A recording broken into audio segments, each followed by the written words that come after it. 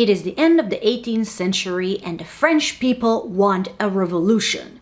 For too long, the monarchy has been abusing its citizens, flaunting their magical powers whenever they feel like it. All the while, magical commoners are threatened with jail time if they are caught using their powers, even to save their own families.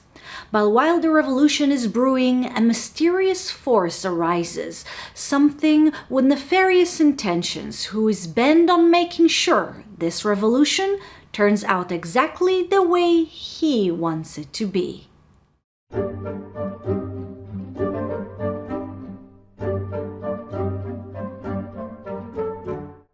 Hello bookworms, welcome back to my channel and to another review. In this video I will discuss A Declaration of the Right of Magicians by H.G. Parry.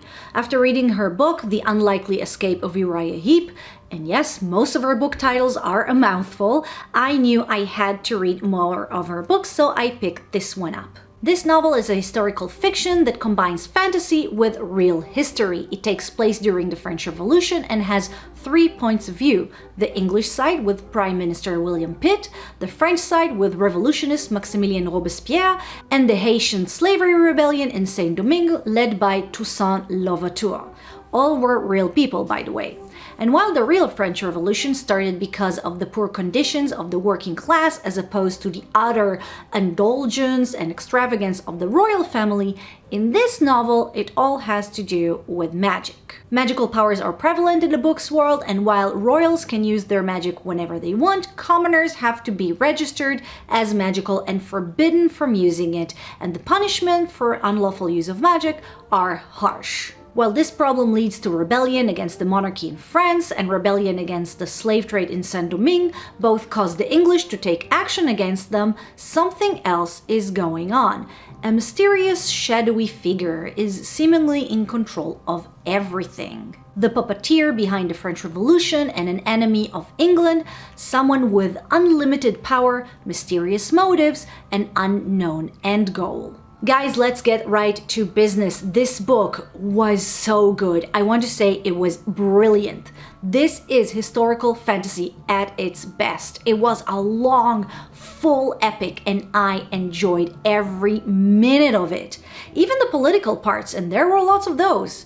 I loved Parry's writing, I loved the world building, the characters, but mostly the way she integrated a fantastical world into real history and how the two things, fantasy and history, interact. Parry showed not only she has great imagination, but also respect and vast knowledge of history.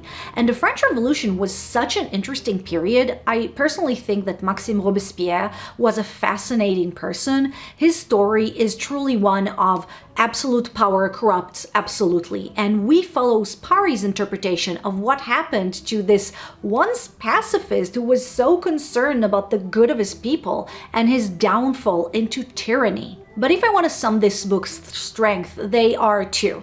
Parry's world building, how she combined historical events and people into the world of magic, and simply her way of writing interesting and compelling stories. I love both aspects, as you probably gathered. The magic system is strong and well-built one, but I also really like how certain people's magical powers are a representative of their personalities. How some historical people who were known to be as really good public speakers actually had mesmerism powers, for example. And this is spoiler territory, so I will tread carefully, but there are two characters here that mirror each other in a way that I really appreciated, including their powers, who are kind of opposites of each other. These two characters have many similarities, and their main difference is how they approach this revolution and war. And it was very interesting, but I won't talk more about it because it will spoil some twists. The only other thing I will say on this topic is that it was very interesting how different cultures treated magic. I said at the beginning that we have 3 sides here, French, English, and Saint-Domingue. To be honest, it's not an equal pie chart. We focus a lot more on Europe and a lot less on the slave rebellion in the Caribbean. However, they do provide a very interesting point of view, and I also liked how magic is a lot more free in their culture, unlike the very structured way it's treated in Europe. I would have liked to see a bit more demonstration of voodoo magic and how it differs from the European magic, but I can only hope that in the sequel we'll get more of it. But nothing is perfect, and there was one aspect in this book that I felt wasn't as well written, which was the characters, unfortunately. The biggest issue I had with the characters was just how similar so many of them were, and how little they were fleshed out. Especially when the rest, like world building and historical background, was so well explained here. When characters interact, it felt like identical people. You could have taken almost any line of dialogue, give it to different characters, and we won't have known better. And a big part of this book was the different characters, their relationships, and how their different personalities clash at times. Characters are told to be this and that, but I never really saw it in the way they spoke or behaved. As I mentioned before, some characters and dynamics are supposed to be rather similar, they're supposed to be mirroring each other, but there's that, and there's to have a bunch of people who are at war with each other because of what they deem right and wrong, and you can't tell the difference between them. But this book was so good, I feel bad even talking about its shortcomings. Don't let it deter you from reading it.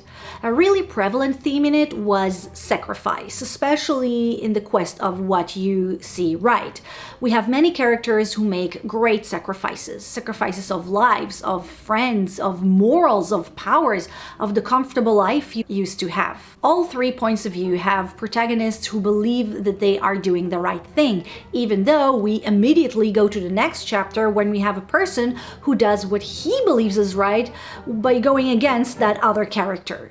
And all of the sides were presented so well, and you really feel the struggle of the characters and the understanding of what they need to sacrifice, and a constant question of, does the end justify the means? And in the end, you might answer yes or no, but it's never easy. There are so many shades of gray and little moving parts. The ideologies and downfall of characters with high morals and the psychology of it all were just so well written and so interesting. So before I gush even more about this book, let's conclude. This book is fantastic, pun intended. If you like deep, epic fantasy, combination of history and fantasy, well-built magical systems and great writing, read this book. It has a sequel, it's called A Radical Act of Free Magic, and it's about Napoleon.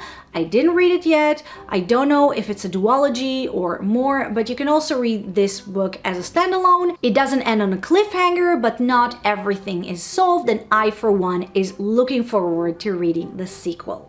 And guys, that was my review on A Declaration of the Rights of Magicians. Thank you for watching this video. I hope you liked it, and if you did, make sure to give this video a like and write me a comment below about your favorite historical fantasy novel. And let's debate who has worse book titles, Parry or Philip K. Dick. Anyway guys, thanks for watching, and I will see you next time. Bye bye.